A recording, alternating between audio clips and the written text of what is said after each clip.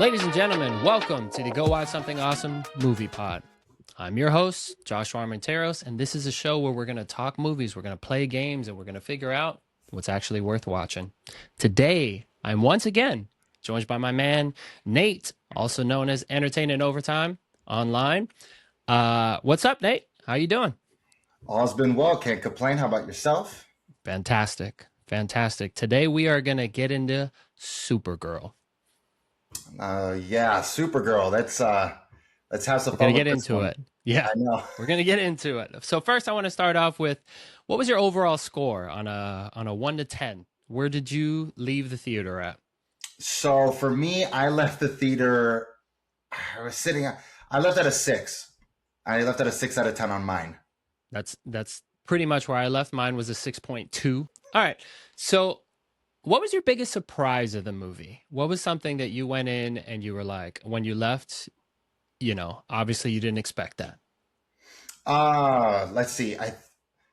I mean, for me, the biggest thing takeaway, I guess I could say was Lobo. I mean, I think that he was probably the most fun. That I think that was that whole movie. Again, I read the Supergirl Woman of Tomorrow comic, and seeing that compared to that, well, Lobo's not in the original comic, but Right. I think Lobo's character was fun. I think that was probably. I would love to see him more. Yeah.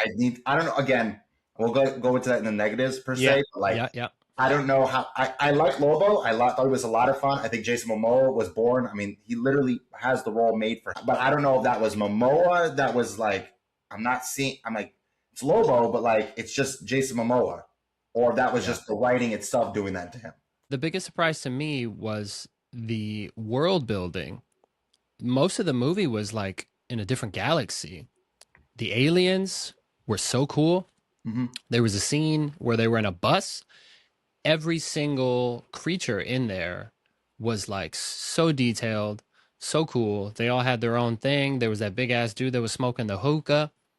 And I know that James Gunn is not everybody's cup of tea, but like it had like the Guardians of the Galaxy feel, and they obviously did like the galaxy stuff right. So that was kind of my biggest surprise.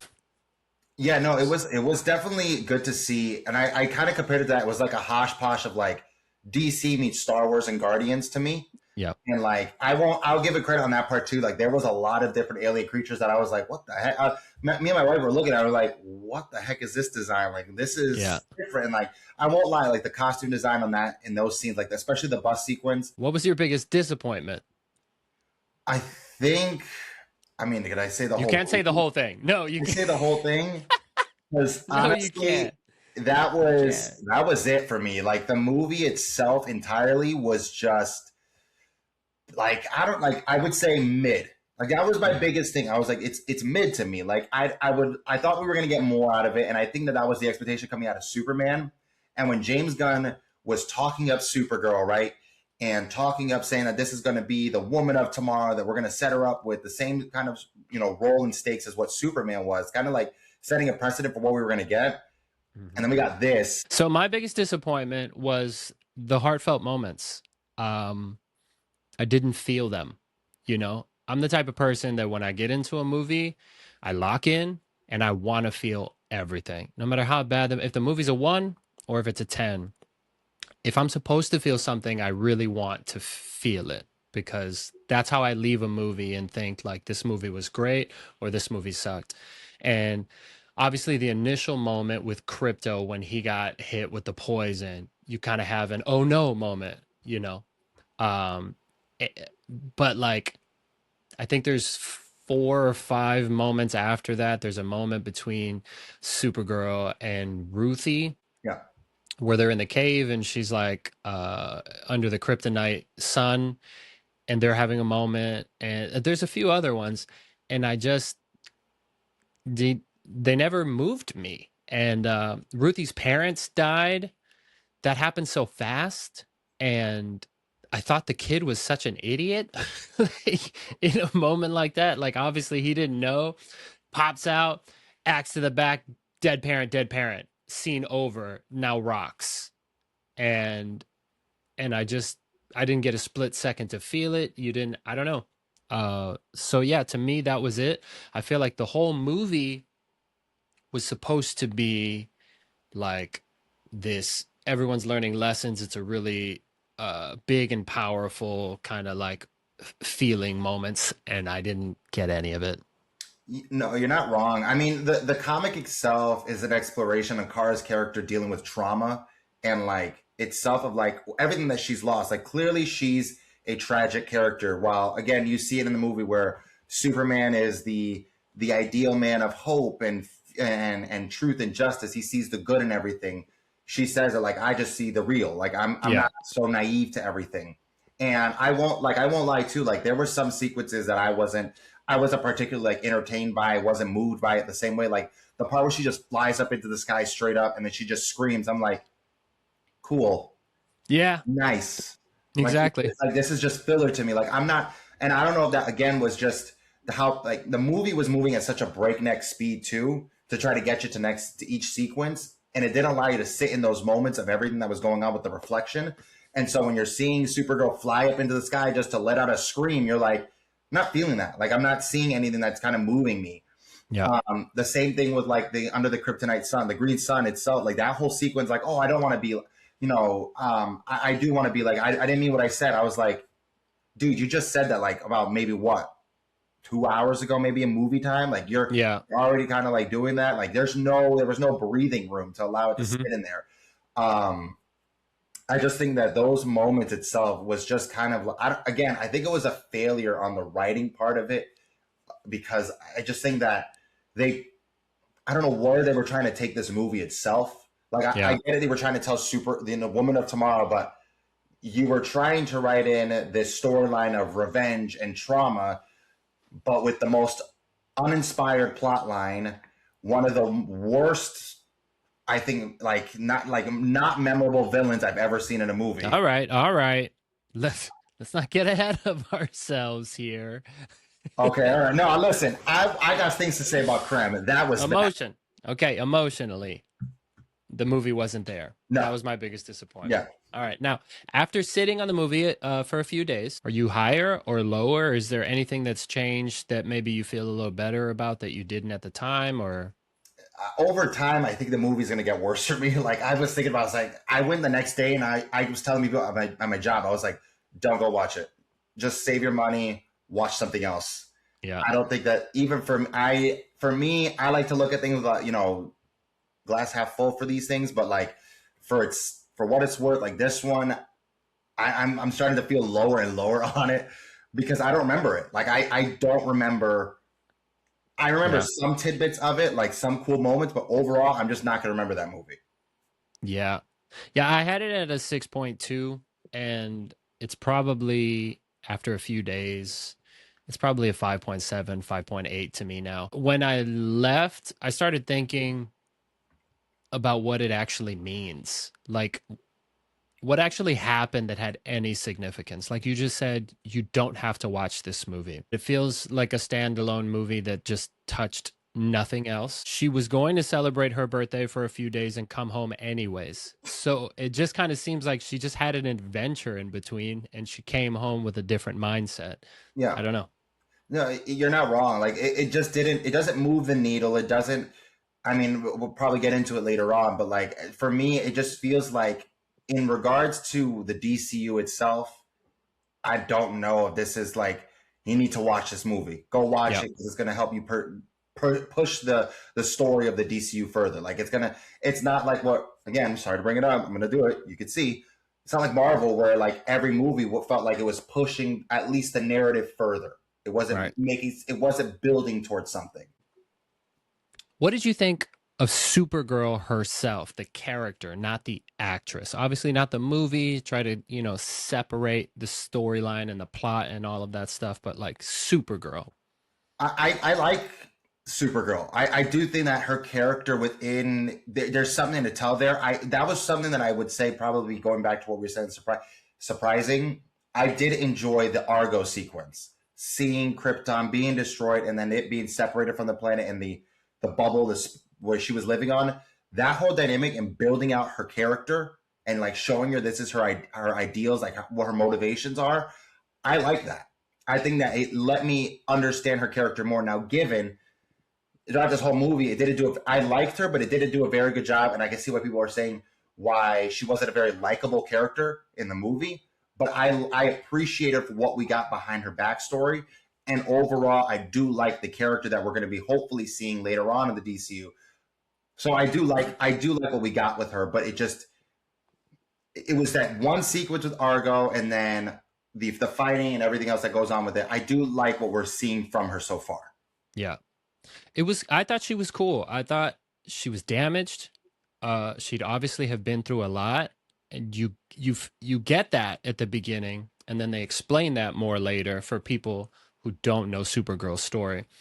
Um, and she's been through so much more than Superman has up to this point, which is funny because at some point in the movie she's having a conversation with Ruthie, and she's like a little bothered by the fact that he's Superman and she's Supergirl. Yeah, She's like, yeah. Superman hasn't been through shit.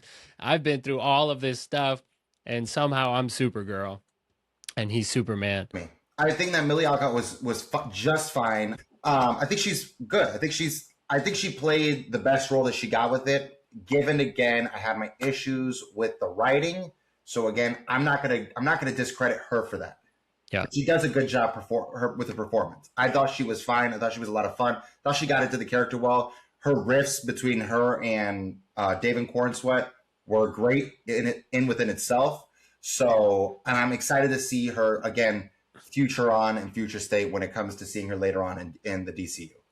Yeah, I agree. I think the casting of so people disagree, but I think the casting of Superman and the casting of Supergirl were done really well. I think both of their characters are going to grow into what it is that people think of when they think of Superman and Supergirl. Obviously, I'm getting a lot of shit in the comments, but Superman is very emotional in his movie, and he's not the Superman that everyone is expecting, the aura farming like Superman. And I think this movie was his growth. Like he's going to get there. And I think the same with Supergirl. She's damaged. She's alone. She doesn't have anybody in this movie. And maybe it wasn't done very well. But I think the goal is to get her there. And I think that Millie, I think she did really well. And I think she did really well with what she was working with. I think you're right. You're 100% right. And I will like, I don't know if we're getting ready to get into it later, but even I'll say this much, and I'll admit it from our last discussion as well.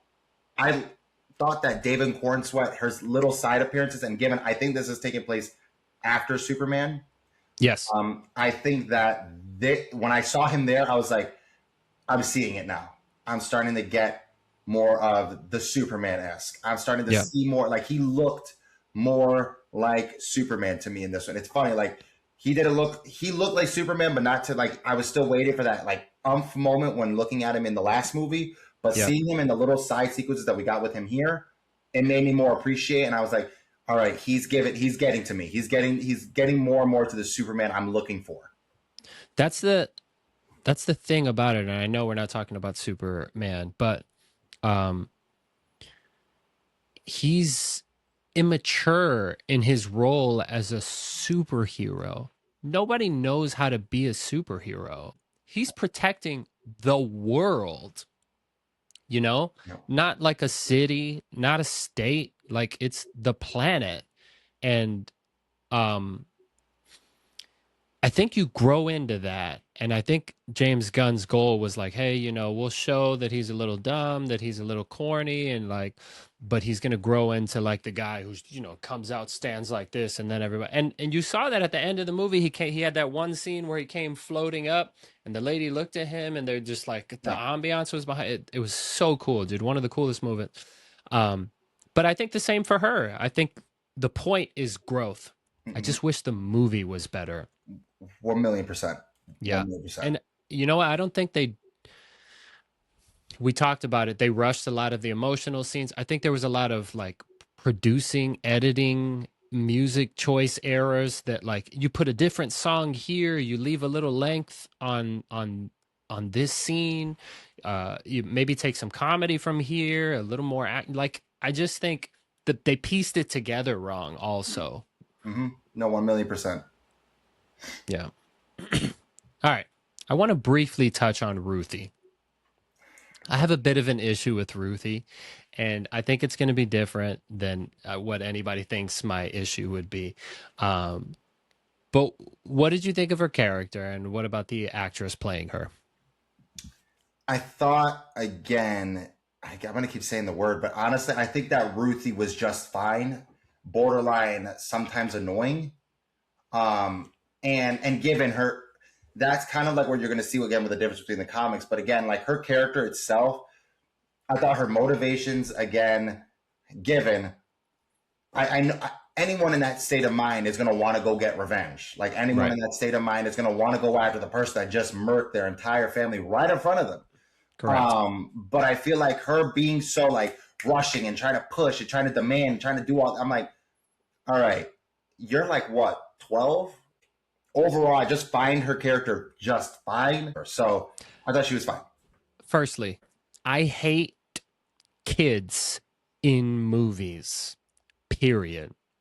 They Okay. bring them in to create problems for the main character. Yeah. Whenever you have a main character that is smart, that wouldn't do anything stupid, that is the most powerful or second or third most powerful being on the planet, you got to bring a kid in to do dumbass shit to now put yourself in vulnerable positions where you could die.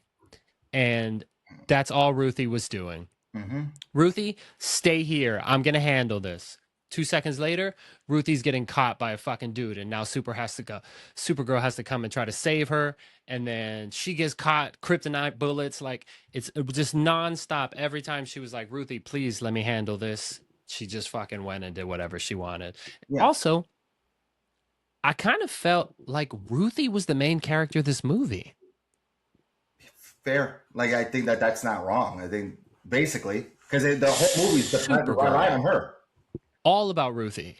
Yeah. Every single scene she was in here. The whole premise of the movie was her journey, and Superman or Supergirl felt like she was just like tagging along, like she was the helper that was getting her there.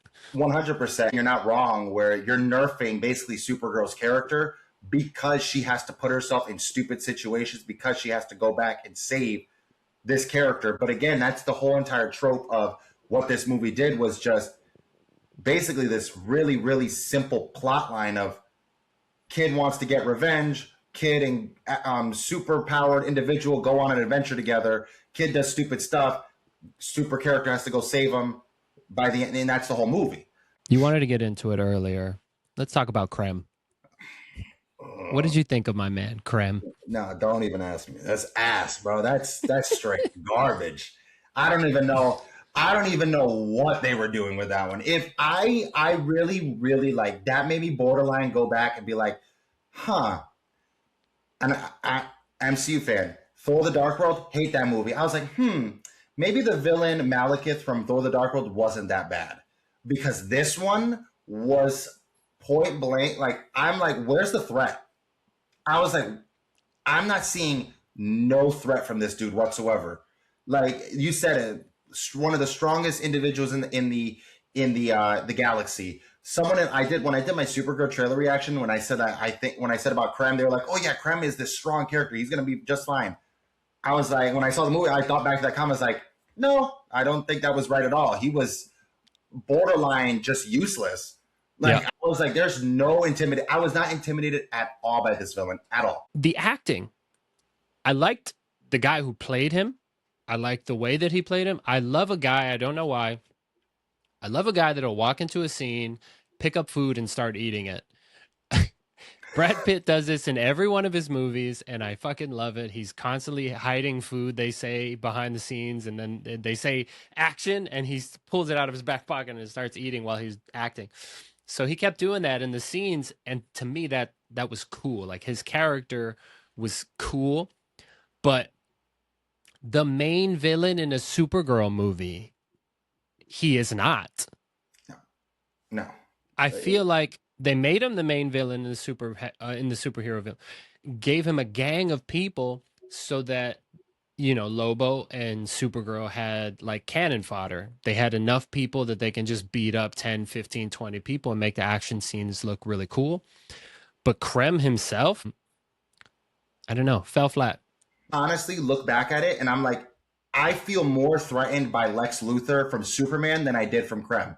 Like Mm-hmm. Lex Luthor in Superman, that was my biggest takeaway from that movie. We keep going back to it, but Lex Luthor was scary, and he was just a regular dude, Yeah. and he felt imposing. Like he had a threat. Like he actually felt menacing. This dude is going to go down as one of the most forgettable comic book movie villains in history because again, he's bad. Like it's just bad from beginning to end. My next my next question was he memorable? Oh, Are we going to discuss Krem next year, let alone 10 years from now? I'd be shocked if we even remember him in Uh, like a month. Because uh, like we're going like funny enough, we just got Supergirl, and then next month we're getting Spider-Man. Everyone's gonna forget this. yeah, I agree. Lobo. Let's get into it. Was Jason Momoa, you mentioned it earlier, was he the perfect casting or is he playing himself? Yeah, no. Lobo. Was it perfect casting? I'll say yes. Like I think that Jason Momoa was born to play the character of Lobo. He looks the part, he has the energy to do it. But when I go back and look at the performance, like I like you said, it very much felt as if I was watching Jason Momoa with Kiss makeup on. Yeah, Like I didn't feel like, and again, I don't know if that's just Jason Momoa himself as the actor or if that is the writing of the team. And I just felt like there was nothing different that I was getting from the character of seeing him in a different movie. Like for example, I was talking to my wife about Fast X and hmm, seeing him as the villain in that movie compared to this. Like he has the chops to play like a psychotic. I loved him in Fast X. I did too. Funny enough, like I thought he was hilarious. I thought he had a lot of fun. I It was. forget what was it that he said. He goes, is his name Dante in that movie? I think so. Yeah. He goes, I'm Dante, Ashante. Yeah. And he's got like the pink silk shirt on with the silk hair tie. I loved him. Yeah, no, 1,000,000%. So he has that ability. He has the Yeah. charisma. And then I'm not like I love Lobo, love the look. Don't get me wrong, but again, was it just Jason Momoa at the end of Yeah. it? You think he needs his own solo movie for us to like figure that out? I would love to get that, and I think that Yeah. they've mentioned it, and I think that I think he being Momoa has also said too it needs to be rated R, which I fully believe that that needs to happen. I think 100%. that you need to, if you're going to have the character come in, if you're going to have him play it finally, and you're going to commit to it, then fully commit to it. Stand on it. Let him get his movie. Let him have his fun. Let him be the character lead. Let him have that moment so that we can get that time to really experience. It's like, okay, he's Lobo, or is this is Jason Momoa playing a character that he's always wanted to play with nothing behind it. Yeah, I think you put in a substantially different amount of work when it's your movie and you're in every scene and everything has to do with you, as opposed to maybe coming in and filming for a week or two. Yeah. You're in a few scenes, most of it's CGI. You can sit in a room and just kind of do your thing, and they're like, here are your lines, you're playing Lobo. As opposed to being like, this is your movie. We're doing a Lobo movie. This is the comic that we're referencing. This is the backstory. This is what you're supposed to be feeling. This is what you have to bring to the character. And now he's at home finding Lobo in the mirror.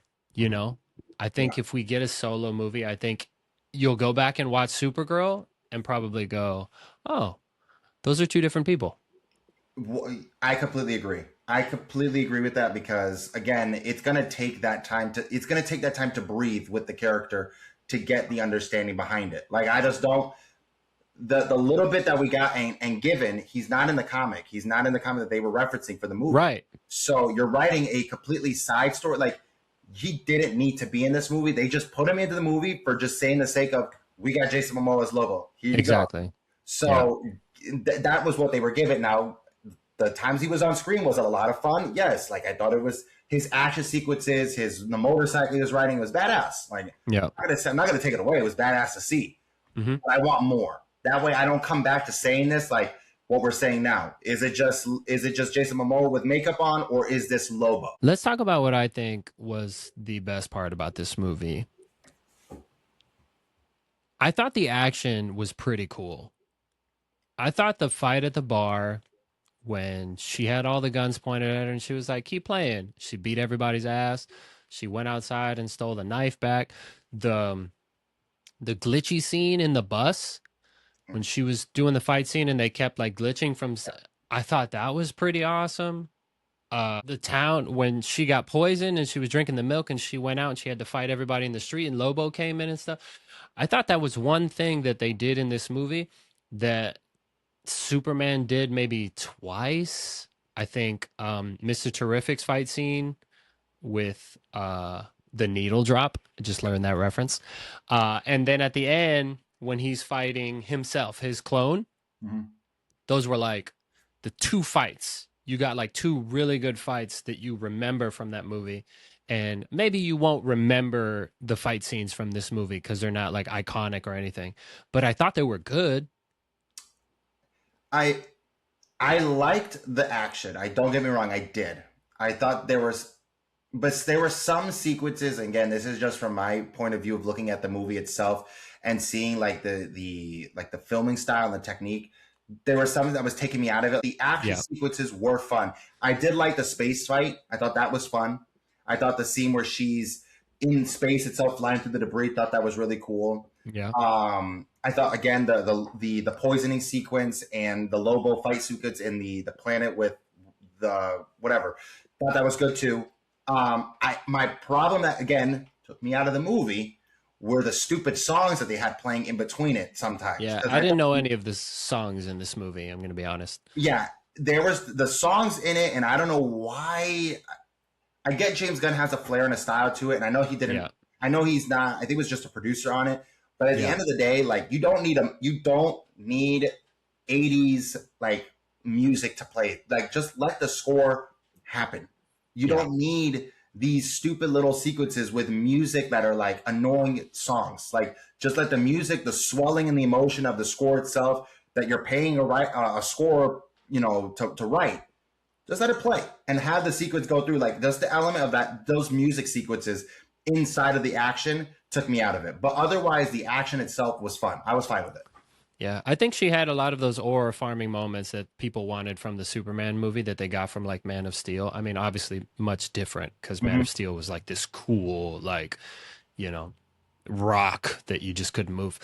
But Supergirl had a few moments, when she got into the yellow sun and she like supercharged and came back and beat everybody's ass, and Yeah. the slow motion scene in the desert and stuff. Maybe the CGI was kind of dooky, Yeah. but some of those action scenes were like really cool. What did you think the movie was actually about? What was the story that they were trying to tell that either fell apart and was not told, or like did get told but in a really shitty way? So, from again, the experience of looking at it, it's clearly trying to tell a story of trauma and how it builds the character of a person. Like everyone's back comes from somewhere, Hmm. and where that journey takes them to. And so, like, I for one really liked again going back to that sequence with her whole entire like character arc and her development came from that moment where she was on Argo, learning about her experiences of she lived on this isolated little island, Yeah. floating in space by herself with her family, and then seeing her whole entire history, her whole entire people die off Yeah. because of the kryptonite disease. Um, and then seeing how her character itself is differing from Superman because of everything that she had gone through. I Yeah. thought that itself, how everyone comes from a different background and your story is defined, and like your past experiences don't define who you are for future on later on. Like I thought that within itself is the storyline they were trying to portray, and I Yeah. thought they. I just think that the landing itself wasn't there. That's it. So Yeah. I think execution wise, by the end of it, it wasn't there for me. But that's what I feel like what they were trying to tell throughout the whole entire thing. Yeah. That's kind of what I got from it too. I thought it was a cool touch that you can tell Superman was trying to connect with her by continuously calling her, and he just couldn't connect with her for those reasons that you just brought up. The coolest part of the movie is seeing her backstory, seeing what she went through, and the reason that she just feels so different and so lost because he was dropped off as a kid, I Mm-hmm. believe, Yeah. and was raised by people from Earth. Mm-hmm. And he doesn't even speak Kryptonian, I believe is the term. Mm-hmm. Um, so yeah, their disconnect and her trying to find her own way to connect was, I think, the story that they were trying to tell. There was just so much with Krem and Lobo and Ruthie. There was too many stories being told. I just think they shit the bed writing wise, and I think James Gunn is getting a lot of shit for it, but he didn't direct this movie, correct? No, he didn't direct this movie. The problem was, is I think that he was so high on it because he's trying to be, and given you could tell James Gunn cares, like he's trying to be someone that cares, like he loves the comics, loves the characters, wants to put the best foot forward when it comes to his universe that he's building. So Mm-hmm. he talked it up so much for it to be what we got. That's Yeah. why people are feeling let down by it because again, it just goes back down. Like you said, he's not the director of it. He didn't I think all he did was just produce. Yeah. All right. We're going to go ahead and end it with a quick little game. I just want to see where this movie for you ranks in the DC universe. So I'm going to list to you a lot of the DC movies that were made in the last 10 years, and you're going to let me know whether you prefer that movie or Supergirl. Okay, I gotcha. All right. We're going to start with Batman versus Superman. Versus Supergirl. Oh God. Oh, jeez. Wait. Which version am I getting? Am I getting the original like theatrical cut, or am I getting the longer extended edition? Let's do them both. Okay. Does it matter? It doesn't matter. Give me Batman versus Superman.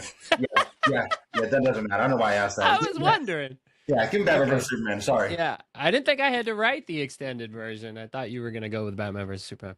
Yeah. Just Okay. do that. Okay. Suicide Squad, the first one. Oh God. Yeah. I might have to take. I'm gonna take Supergirl on that one. Really? Yeah. I'm gonna take Supergirl. I did not like that Suicide Squad at all. Okay. Wonder Woman. Give me Wonder Woman. Okay. The Justice League. The wait, Zack Snyder's or the Joss Just the one? Justice League. Oh, then give me Supergirl. Okay. Yeah. Aquaman. You're not very high on Aquaman. Um, but for what it's worth, give me Aquaman. Okay. Shazam. I could take Shazam as well. Okay. Joker. Joaquin Phoenix. Give me Joker. Okay. Birds of Prey. Oh, oh God. That is the all-female Suicide Squad. I'm gonna. Oh God. I'm gonna take Supergirl on that one. I think I'm gonna take Supergirl on that one. Okay. Nate hates women. Oh. Listen, they're both women-led movies. I just like Supergirl. I can't even do. Okay. The Suicide Squad. Okay, Which is the second one. Yeah, give me that one. Give me the Suicide Squad. Okay. Yeah, that one was good. Yeah. The Batman. Yeah, give me the Batman. That's not a good argument. Black Adam. Oh. Yeah, give me Black Adam. Okay. Take Black Adam. Shazam, Fury of the Gods. Give me Supergirl. I did not like that one. Yeah, I wasn't a fan either. No. The Flash. Oh God, this is bad. Oh God. Oh, because the Flash is. I did not. Give me the Flash. I'm gonna have. Yeah, it's a hard one. They're both not good. I'll take the Flash only because I like the speed. I'm a Flash fan, so. Yeah. The Blue Beetle.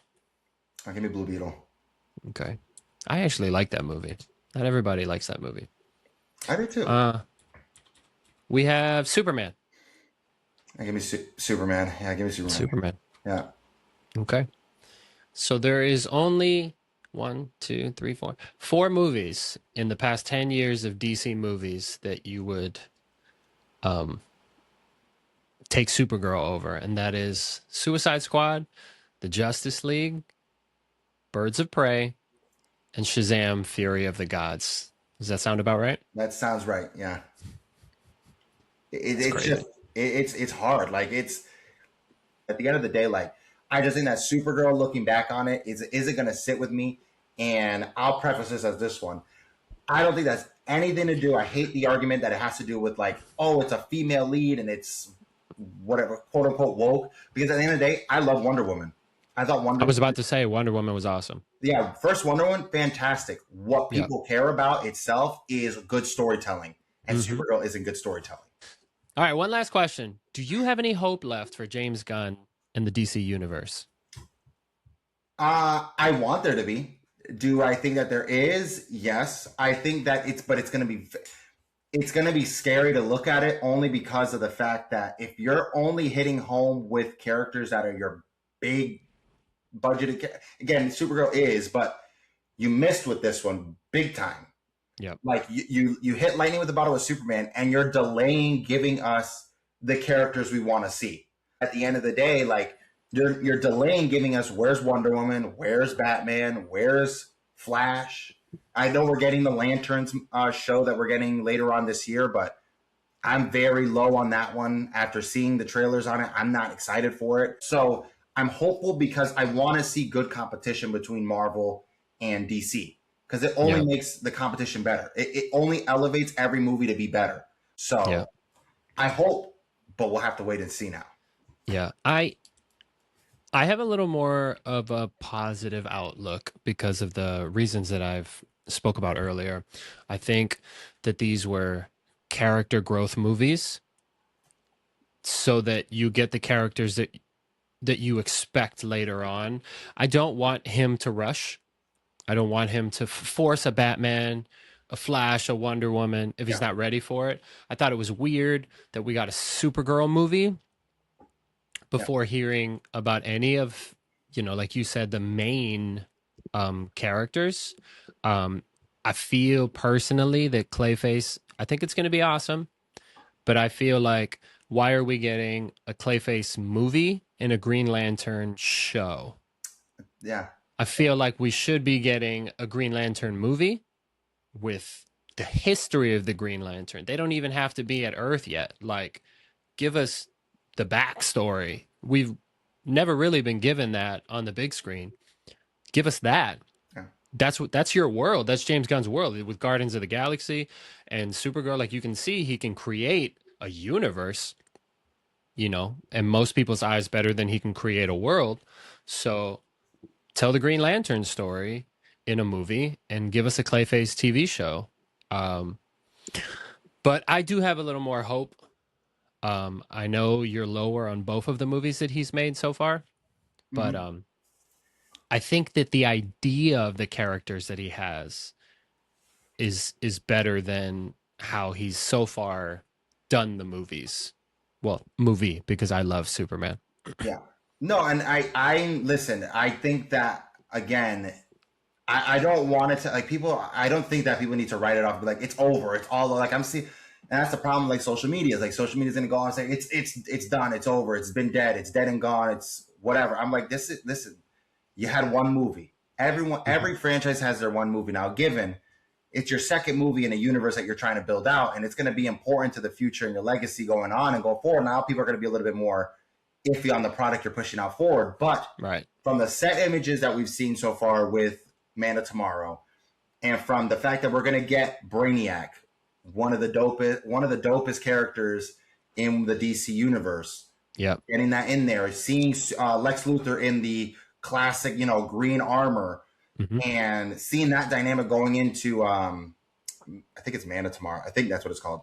But seeing that going forward, I'm hopeful for it. I want to see more of the characters be prioritized, like you said. I don't want to see Clayface get a movie. I need to see, Right. you said, Green Lantern get a movie. I Yeah. need to see. I hope they don't give that same treatment, saying, you know what, we're gonna tell you a whole movie about Wonder Woman, but instead of it being about Wonder Woman, we're going to make it about the island of Themyscira. Mm-hmm. No one wants to see that. Give Yeah. us Wonder Woman. Give us that on the big screen. Give us the Flash, but don't give us the police department he works at. Right. Give me Barry Allen and the Flash. I want to Yeah. see that. Yeah. Well, this was awesome, man. I just appreciate you so much for coming on the Go Watch Something Awesome movie pod. I love getting to come on the pod. This is honestly a highlight getting to talk about this because we get to nerd out together. Yeah. And just getting to talk about our ideas on Supergirl. Like at the end of the day, it's a movie. At the end of the day, don't let this be like it's at the end of the day a movie. It's art. You kind of make your own determination on it. Like I said, I didn't go into that movie watching someone else's review and be like, I'm gonna just jump and piggyback off that one. I let my own form. You let your opinions form in it. Clearly, we're both kind of similar on the same page, but we weren't on Superman. And at the end of the day, like that's going to be the case. Like every movie is going to be different. That's our take on the Supergirl movie. Let us know whether you agree or disagree. Subscribe to the channel. Follow my man Entertainment Overtime on TikTok. Ladies and gentlemen, go watch something awesome.